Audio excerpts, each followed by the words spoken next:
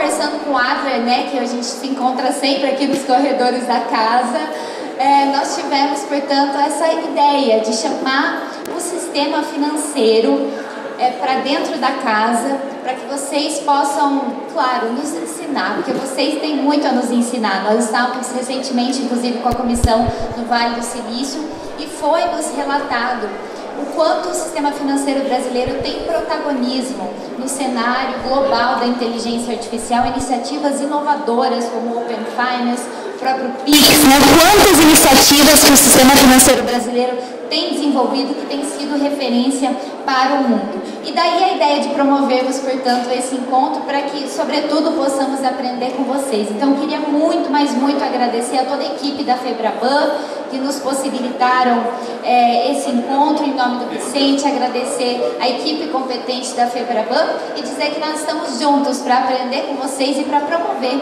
esse ambiente cada vez mais digital, mas sobretudo inclusivo, né? Esse que é o país que nós sonhamos e queremos, um país que esteja no mapa da inteligência artificial, mas sobretudo que proteja os seus cidadãos. Então que possamos ter um momento extraordinário de aprendizado, de troca e sobretudo de reflexão. Então convido o Vicente para mediar essa nossa discussão e chamar os nossos convidados. Obrigada. Está à disposição, não só agora, mas para todo sempre, em colaborar não só com a comissão especial aqui da inteligência artificial, mas com todo o Congresso, com o país que nós vivemos. Então, deputado, em nome da senhora, eu cumprimento dos demais e todas as autoridades aqui presentes. Do nosso lado, eu tive aqui a honra, provocado pelo Adler, de trazer algumas pessoas do sistema, né, que é a fornecedora de serviço, e uma área que a gente fala também de identificação, se aquela pessoa efetivamente é. Então, para falar exatamente sobre essas questões, eu gostaria de já compor a mesa aqui, chamar o meu colega e o moço, que é o diretor Rodrigo dos Santos, que é o gerente de clientes de negócio e líder do centro de IA da ANSEF, da própria Caixa. E o Atila Batista, que é do Banco do Brasil, que criou o gerente executivo responsável pela segurança da informação dentro do DB, por favor. Só para aquecer um pouco de debate aqui, a gente vai passar para os especialistas, porque a minha formação é estritamente jurídica, então passar para quem conhece mais tecnologia do que efetivamente a minha área aqui. O que eu ia iniciar, faz o transporte e da forma como a gente interage com o sistema financeiro. Hoje não há mais a necessidade de você ir manter a agência para fazer uma de proteção jurídica, proteção tecnológica e, mais do importante de tudo, que a experiência do cliente seja necessária e adequada para que ele realmente se sinta à vontade a interagir com o banco. Porque vai debater exatamente as questões ligadas ao panorama geral de como a tecnologia está sendo utilizada na área de inovação dentro do sistema. Ivo, por favor.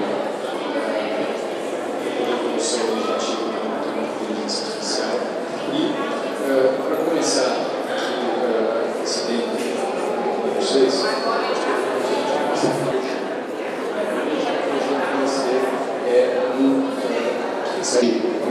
como eu falei, retomando, se 96% das instituições já utilizam inteligência artificial, 54% delas já avançaram, estão utilizando a inteligência artificial generativa, que dá um passo muito além do que antes conhecíamos como inteligência artificial. E aonde é que nós vemos a tendência dessa evolução da inteligência artificial por parte das instituições financeiras? Primeiro é importante a gente ver que essa evolução tecnológica chega com uma velocidade recorde e trazendo aqui a cada mês, semana e dia novas evoluções de funcionamento, novas evoluções em forma de se tratar essa tecnologia. E os agentes autônomos começam a ganhar um espaço muito grande também no setor financeiro, mas mais do que os agentes autônomos, a topologia de agentes autônomos de inteligência artificial. Isso tem trazido um aspecto competitivo muito importante e, mais do que isso, um aspecto de eficiência e de velocidade de atuação por parte das instituições. Então, quando a gente olha os desafios que o setor financeiro encontrava até 3 anos atrás, em termos de velocidade de desenvolvimento de seus ecossistemas, de velocidade de evolução dos seus modelos de atendimento, nós temos ganhos exponenciais. Eu vou arriscar até utilizar a palavra ganhos quânticos, que a gente salta de modelos aonde, por exemplo, no caso de desenvolvimento de modelagem, um modelista demora cerca de 2 semanas para preparar o modelo, validar e colocar esse modelo em funcionamento.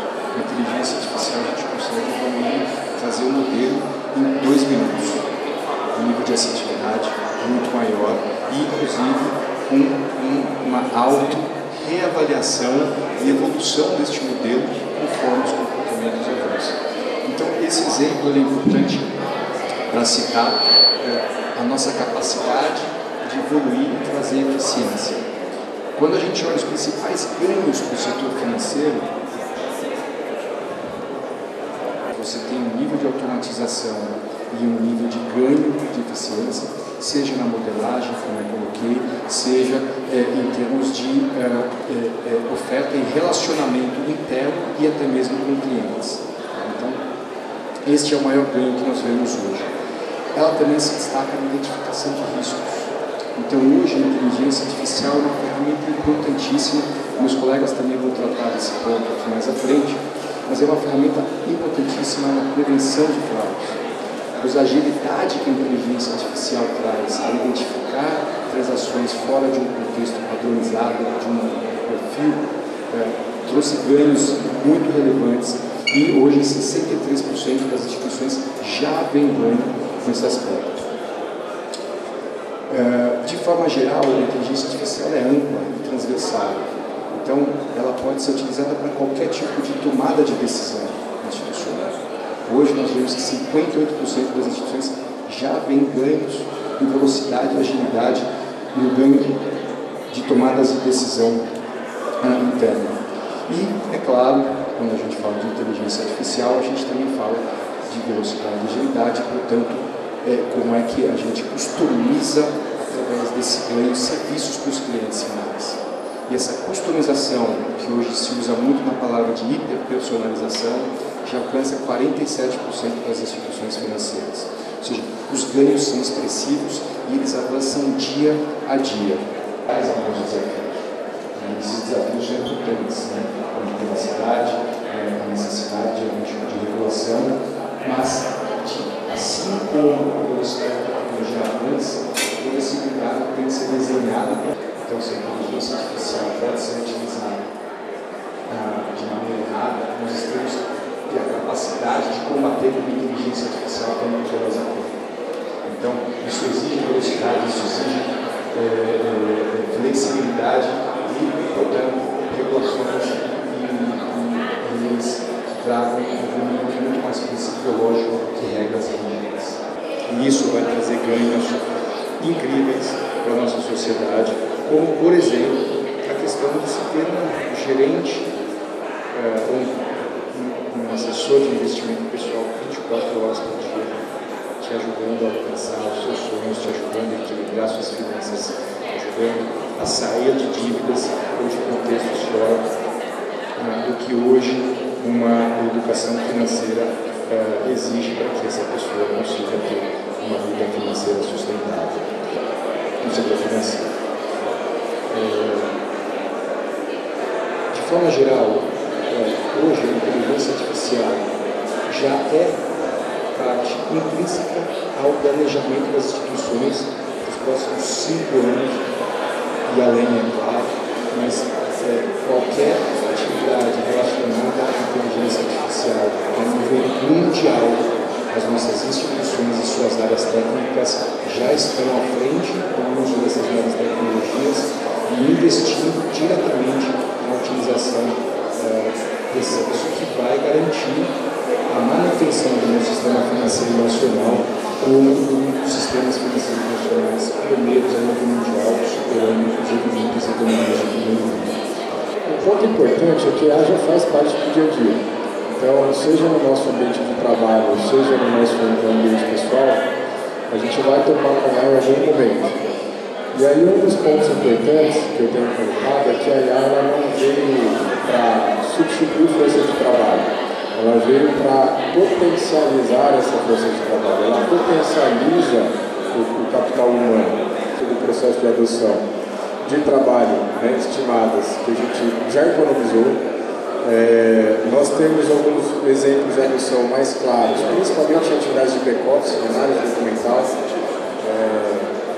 Tem alguns processos que a gente começa a repensar. Isso permite que as pessoas ajustem as suas atividades, ajustem os seus processos, repensem. Eu falo que assim, aplicar IA em processos ruins, você só vai tornar o processo mais tecnológico, mas ele continua sendo ruim. Mas quando você usa a tecnologia para repensar a sua forma de fazer as coisas, você acaba tendo um resultado realmente relevante.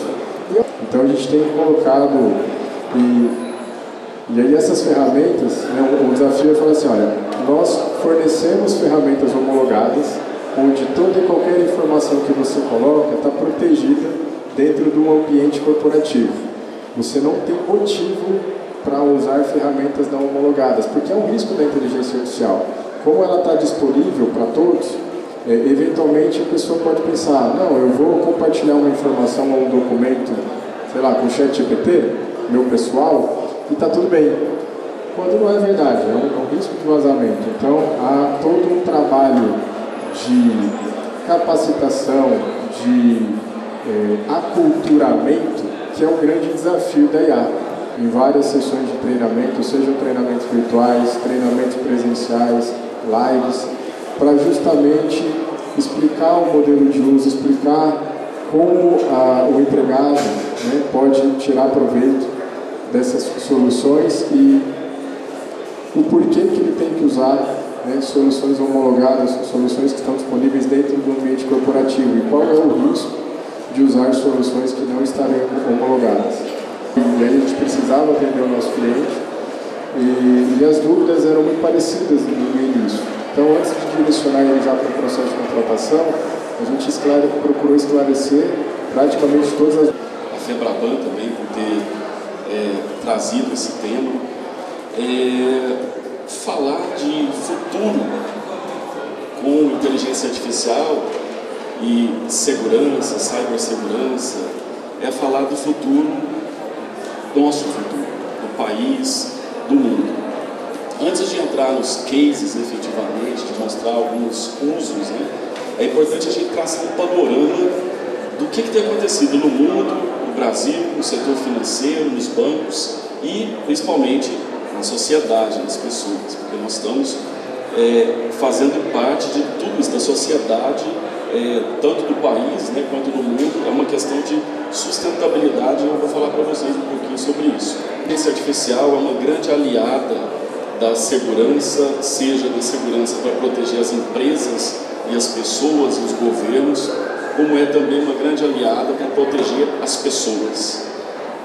Há um déficit hoje de profissionais de cibersegurança no mundo de quase 4 milhões de profissionais. Esse é um déficit medido, ele vem crescendo ano a ano à medida que novas tecnologias vêm surgindo e que novos desafios também. Então, com esse déficit, a gente tem não somente um desafio, mas uma oportunidade no uso da inteligência artificial. A gente precisa ter uma resposta urgente para isso e, por isso, a segurança tem sido uma das grandes utilizadoras da tecnologia de inteligência artificial para trazer essa questão do déficit, né, que a gente tem de pessoas, para proteger e também para identificar tipos de incidentes. Trazendo para o Brasil, saiu uma pesquisa recente, a Verify, saiu até hoje, o Brasil lidera o ranking, né, global de fraudes online. Principalmente após a pandemia, as pessoas foram, de certa forma, empurradas para o ambiente digital e algumas delas também não estavam tão preparadas assim para lidar com esse ambiente, assim como lidam com o ambiente físico. Então tem uma questão também de literacia digital, que a gente chama de maturidade das pessoas nesse ambiente.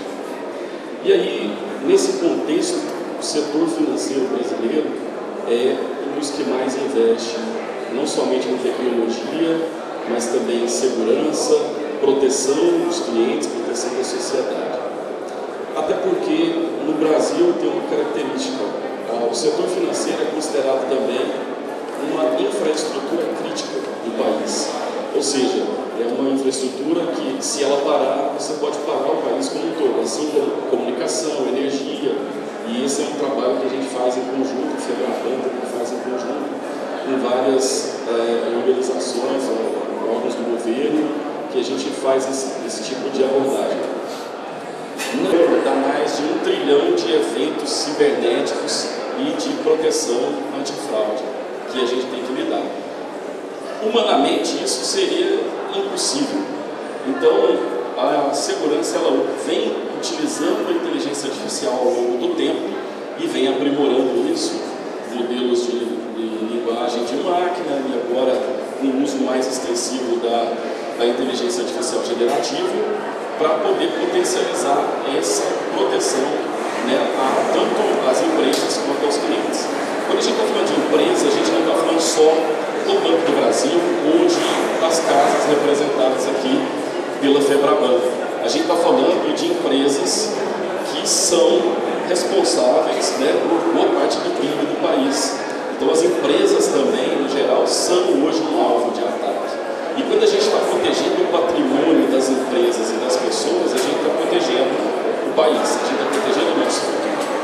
E fazendo isso de uma forma mais aprimorada, por meio do uso da inteligência artificial, a gente assegura que isso chegue a mais pessoas.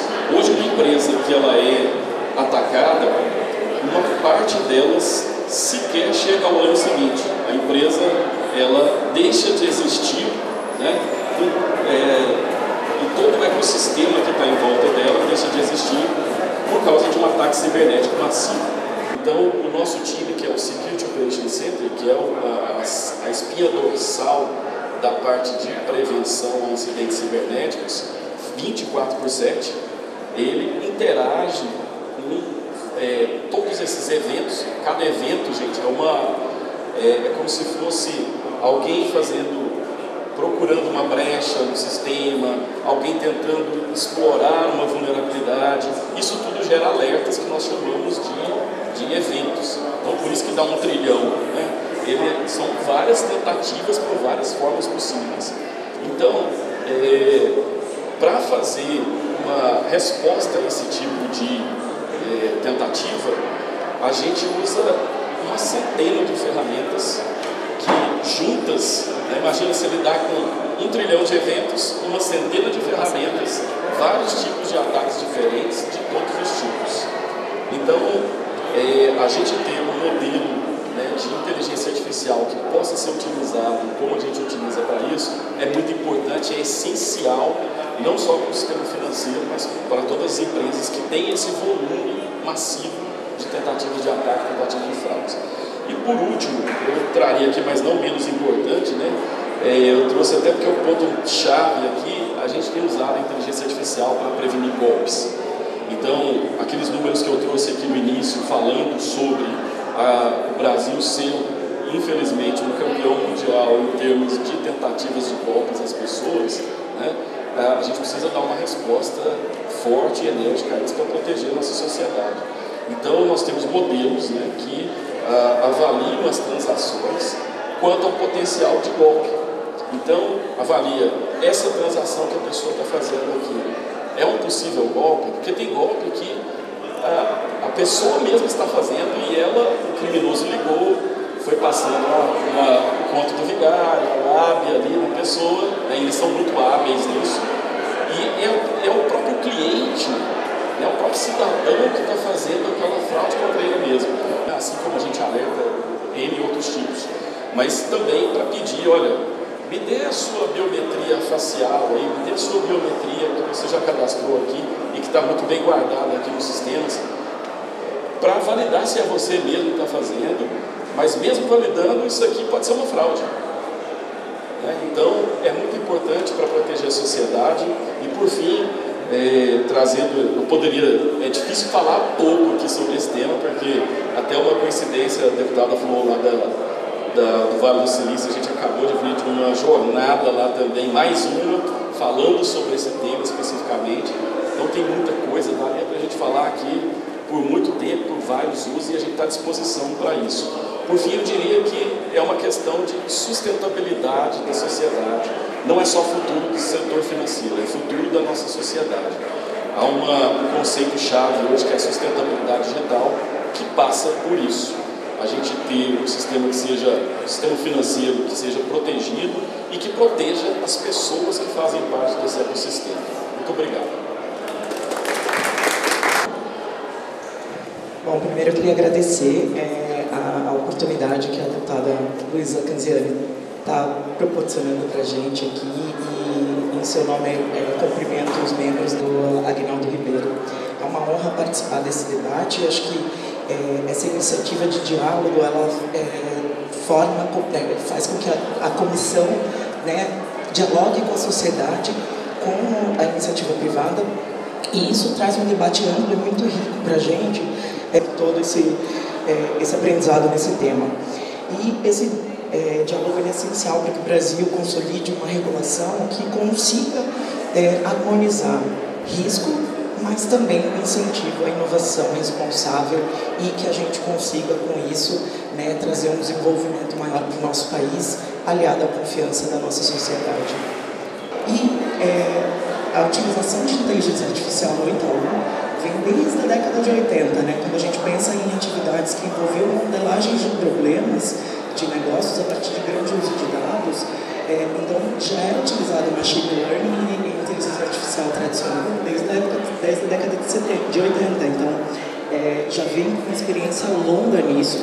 E aí, nos últimos anos, né, a gente passou por um grande desafio de transformação digital, de modernização da nossa tecnologia como um todo, né, centralizando os nossos dados, e com isso fez com que a gente conseguisse atingir uma escala cada vez maior do uso de inteligência artificial.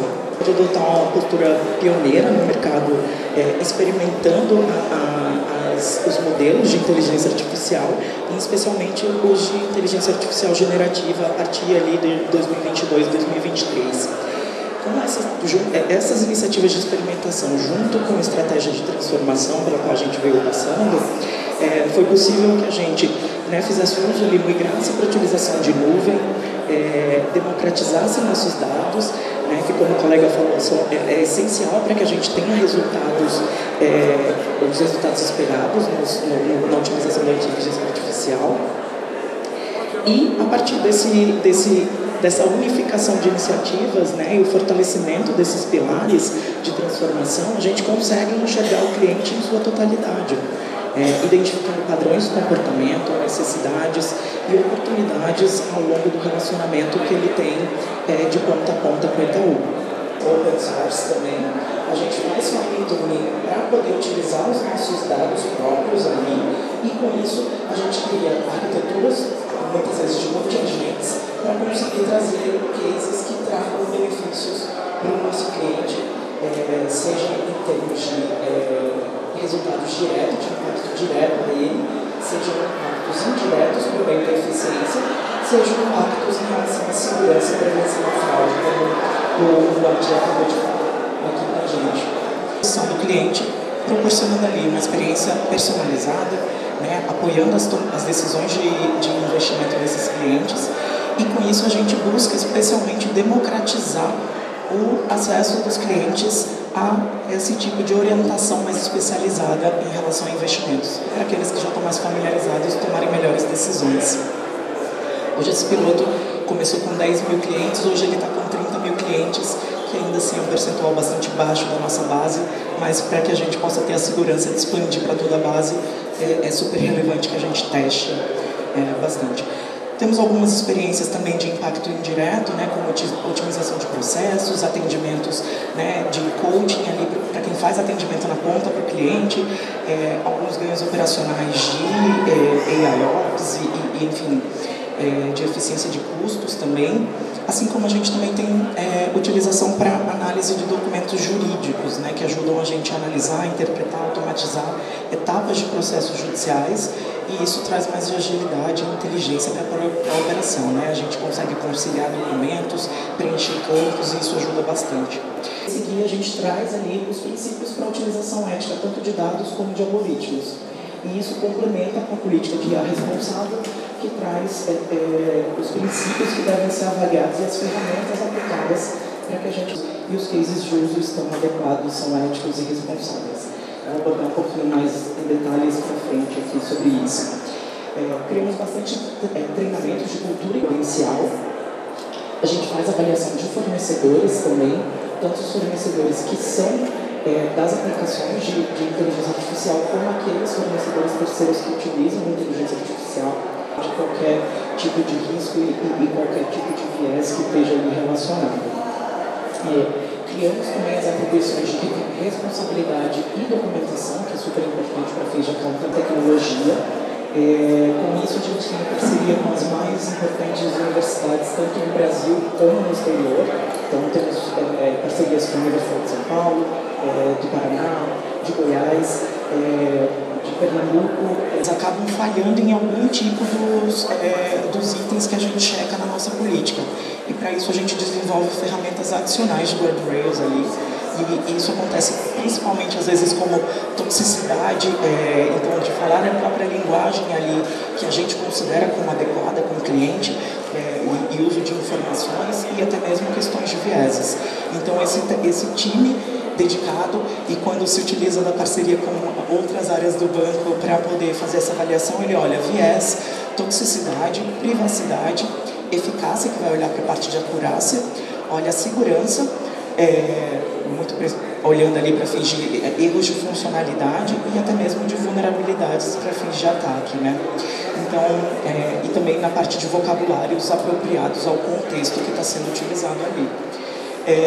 Com isso, eu acho que a gente constrói um ecossistema de governança muito robusto, muito forte, claro que está sempre em desenvolvimento e aprimoramento, mas é um orgulho para a gente ter esse tipo de iniciativa, e isso faz com que a gente consiga desenvolver de fato modelos e casos de uso que de fato trazem ali o benefício para a sociedade, mas cuidando daquilo que é necessário, que especialmente é a confiança que a gente tem com o nosso cliente.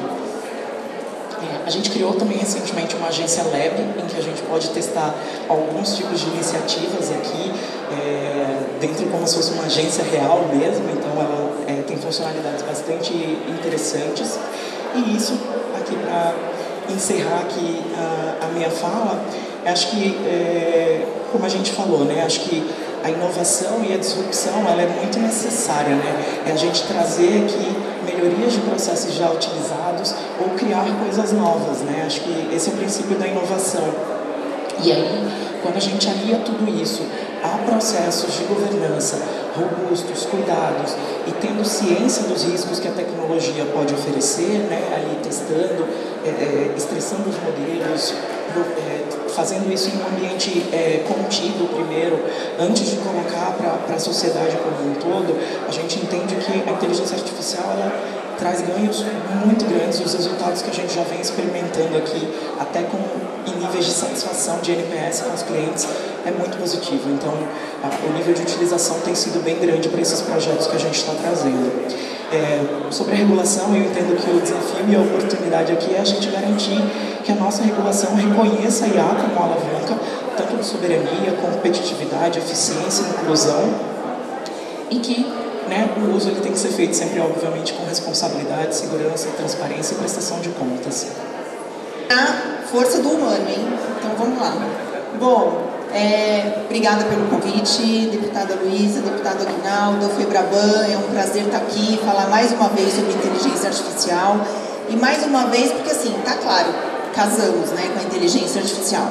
Então, a grande tecnologia transformadora da atualidade e do futuro. É uma inovação que gera ação, valor e resultado nas pessoas e nos negócios. Mas não adianta ter inovação por inovar. Inovar por inovar é inútil. A gente tem que inovar para transformar. Só que para transformar eu preciso de dados. Quanto mais dados eu imputar na inteligência artificial, melhor o meu resultado. É o que num tempo infinitamente menor. Então, o grande ativo no fim do dia da inteligência artificial é o tempo, né? E aqui a gente começa a trazer um pouco da legislação, né? Porque a gente começa a falar de dados. Será que na inteligência artificial eu só tenho dados pessoais? Não, eu tenho dados. E a LGPD foi publicada em 2018, entrou em vigor em 2020, de uma forma tímida, falando de dados pessoais, mas com o passar do tempo, ela ampliou a interpretação da palavra dados. Dados protegidos pela Lei Geral de Proteção de Dados, por propriedade intelectual, por sigilo bancário, por segredo comercial, é toda a informação que tem que ser tratada com algum cuidado, com alguma relevância, com sigilo, com confidencialidade. Então, dados hoje a gente tem que interpretar como informação. Então, aqui a gente tem que falar não proteção de dados pessoais, mas preservação da informação. E, de novo, quanto mais dados eu colocar na inteligência artificial, melhor é o meu resultado. Então aí a gente traz, pode dizer que quando eu tenho, obviamente, dados pessoais envolvidos na inteligência artificial, todas as diretrizes da LGPD são aplicáveis. Todos os princípios, princípio da minimização, proporcionalidade, da transparência, da segurança, e aí são princípios da LGPD que têm intersecção com o PL 2338. Quando a gente também trata da questão de dados, é interessante dizer que a gente não consegue mais falar de inteligência artificial sem falar de dados pessoais ou de qualquer tipo de informação. Tanto é que hoje a NPD está sendo considerada a estar à frente do tema de inteligência artificial no Brasil. Isso significa que quando a gente fala de inteligência artificial, dados pessoais, qualquer tipo de informação como um todo, a premissa de que a LGPD trouxe diretrizes para tratar dados pessoais, a inteligência artificial, quanto mais dados, melhor. O PL traz o seu regramento, todo o estudo do nível de criticidade, do nível de risco, se é um alto risco, se é um risco médio, se é um baixo risco. Isso significa que toda essa tecnologia conflita com a inovação? Não, de forma alguma. Na verdade, a inteligência artificial ela tem que estar aliada à preservação da informação. Porque com a inteligência artificial, como foi dito aqui, eu consigo automatizar a detecção de vazamento de dados, de comportamento suspeito, de vulnerabilidade de ambiente. Eu consigo monitorar e fazer a prevenção a fraudes. Então, precisa estar aliado. E como fazer para tudo isso acontecer? É indispensável que o governo federal, diante das suas legislações, legislação de dados ou o próprio PL, esteja alinhado com a NPD, no nosso caso, com o segmento financeiro, CVM, Banco Central, para que tudo isso funcione, a gente aproveite o máximo e usufrua de todo o benefício dessa tecnologia, com segurança jurídica e sem sufocar a inovação.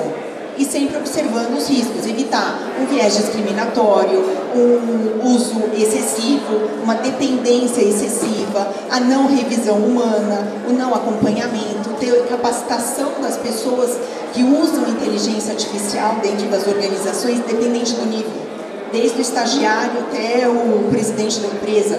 Todo mundo está aprendendo, como disse a Lívia.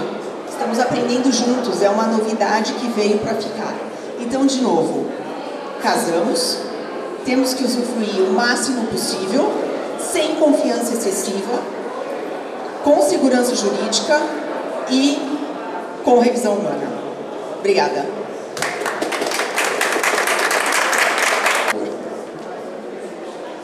Boa tarde a todos. Primeiro eu queria agradecer por terem recriado aqui um ambiente para me lembrar da minha terra, né? Uma pessoa que aqui está quente para danar. Estou me sentindo em casa. Mas agradecer também a todos vocês que estão fazendo parte desse evento, né? A comissão, que é um tema absolutamente desafiador para todos nós, né? E eu faço parte, né? Estou fazendo parte desse desafio, e aqui eu quero cumprimentar ao Ivo, William, Átila, Lívia, né? Aqui já foi dito muito, só a parte que eu peguei já é coisa para se refletir. Mas eu vou pegar essa última fala sua, que você fez uma referência à questão do tempo, né? Porque a inteligência artificial ela trata sobre o tempo, e eu faço uma relação com a vida também, porque a vida nada mais é do que o tempo. Né? O tempo que a gente tem aqui, no nosso planeta Terra. E aí o desafio de ter um instrumento que pode ser utilizado como um grande benefício para todos nós, mas também o desafio de não se permitir que esse instrumento se transforme também num malefício para a humanidade. Eu acho que esse é um grande desafio que nós temos. Porque como ferramenta, né, a gente já viveu a experiência da internet, né, que é a experiência mais recente, onde você tem ali transitando nessa rede mundial de computadores, você tem ali transitando coisa boa, mas também tem transitando coisa ruim. Né? Então esse é o nosso desafio, né? De ter uma regulação, minha deputada Luísa, que a gente possa não criar, vamos dizer assim, não criar barreiras burocráticas no sentido de proteger o cidadão, os direitos fundamentais de cada um de nós, mas também não deixar que a inovação ela seja utilizada em desfavor do cidadão. Eu acho que esse é um desafio, não é uma coisa simples, não é fácil. A gente tem no mercado financeiro, acho que no nosso país, a gente tem um exemplo do mundo. Eu acho que quando a gente chega, a gente teve agora recentemente, nos Estados Unidos e em outros países, eu não conheço um sistema financeiro tão avançado quanto o do Brasil.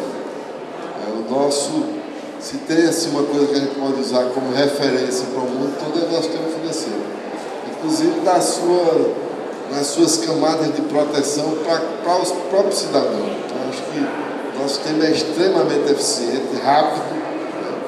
Funciona de forma muito rápida hoje em dia. Nós tivemos o Pix como hoje um exemplo para o mundo todo. Então, a gente tem que estar muito tranquilo e saber que a gente, nessa área, a gente conta com parceiros que vão nos ajudar muito nessa visão geral do marco regulatório que a gente tem pela frente. E eu não tenho dúvida que nesse ambiente de governança, que é outro desafio, né, você tem uma governança que também tenha enforcement, para você ter resultado, né, não ter só um ambiente de coordenação, mas ali a gente está discutindo, inclusive, com o governo e com as agências setoriais, né, que a gente possa ter, de fato, um ambiente de governança que sirva, né, ao propósito dos brasileiros. Esse é o desafio que nós temos.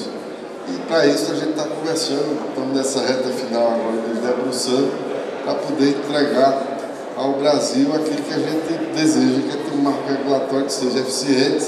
O dado eu acho que é o principal ponto dessa questão. A gente, quando votou lá a LGPD, a gente participou ali e ali a gente já discutia como é que a gente vai construir. Quando foi criada a NPD, né, tinha discussão, vai ser agência, vai ser uma autoridade, o que é que nós vamos colocar. E se construiu aquilo que a gente achava que era o melhor para o país. É evidente que a gente tem que estar em plena evolução. Porque, por exemplo, esse texto que nós estamos debatendo é um texto que foi aprovado e, à sua época, não existia ainda a inteligência artificial generativa. Então, isso mudou completamente a visão de todos nós a respeito dessa legislação. Então, você imagina que não sei o que pode acontecer, sei lá, na semana que vem. A gente pode ter outra coisa nova ainda que não existia, né? Então, esse é o desafio também que nós temos pela frente. Mas eu tenho certeza e convicção de que nós vamos trabalhar para usar a nossa inteligência natural, né? Não vamos deixar que ela se perca, né? Para que nós tenhamos, de fato, uma regulação que atenda os nossos interesses. E o dado, aí sim, nós já estamos discutindo, por exemplo, agora, é a questão de como você... A gente discutiu muito no LGPD como é que vai mudar o tratamento ao dado. A gente hoje não sabe, todos nós aqui aquecemos, né, que os nossos dados sejam usados, mas ninguém lê aqui com aqueles termos e condições que a gente vê em cada aplicativo ali. Eu duvido, é igual a cheque especial, ninguém vai é um contrato que ninguém vai ler. Então, mas você assim está cedendo. Mas o dado, e a gente está dizendo isso há muito tempo, é o bem mais valioso que cada um de nós vamos ter. E ele passará a ser um ativo mais valioso a cada dia que se passa. E esse é um tema também para a gente conectar com a própria legislação do que trata a legislação de proteção de dados. Talvez por conta disso que tem essa sinergia aí com a NPD, e nós vamos revisitar para ver o que a gente pode aperfeiçoar em termos de governança. Nos outros temas de avaliação, abordagem por risco, né, nós estamos trabalhando para ter também uma legislação que seja muito dinâmica, né, que você não ingesse demais, você não tem uma lista que daqui a pouco eu tenho que estar revisando essa lista.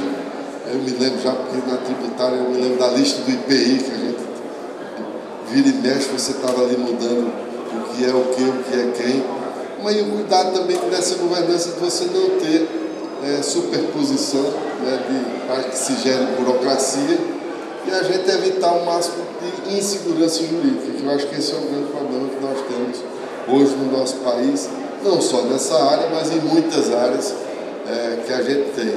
Por isso que a gente está trabalhando, agora há pouco a gente estava com o judiciário ali discutindo, né, deputada Luísa, como é que se endereça isso. É bom que o judiciário esteja participando, para que a gente depois não tenha conflitos, né, sobre esses temas, levando para o judiciário, e a gente termina sempre se mudando aquilo que já está decidido, né? Por isso que é atribuída aquela frase ao Pedro Malan, que dizia: no Brasil nem o passado é certo, até o passado é incerto, né? Porque aqui se muda mesmo o que já está decidido, na Suprema Corte se muda depois, né? Então até isso a gente tem que ter cuidado num país como o nosso. Então esse é o objetivo de todos nós, a gente está conversando bastante. Agradecer a todos vocês por esse momento, né, de contribuição, e toda essa contribuição é muito bem-vinda, e dizer que nós estamos abertos, sempre abertos para fazer essa construção. A gente fez na tributária, antes do PIX, a gente estava discutindo o Split Payment, que é uma ferramenta que hoje está na legislação, na emenda constitucional, que trata da reforma tributária, né, e ali a gente já previa isso, que era uma ferramenta que vai ajudar na arrecadação, portanto, também na redução futura de impostos sobre o consumo, que é o que nós desejamos. Enfim, muita coisa tem conexão aí, tem correlação que a gente está trabalhando para aperfeiçoar, e as coisas estão andando muito rapidamente. E como está tudo andando muito rapidamente, eu já falei demais, agradeço a todos a participação e coloco à disposição de vocês nessa construção do texto. Se tiver alguma coisa que vocês queiram contribuir, que acham que precisa melhorar, nós estamos plenamente abertos para essa construção, tá bom? Então pode me procurar a nossa equipe, a equipe da deputada Luísa, né?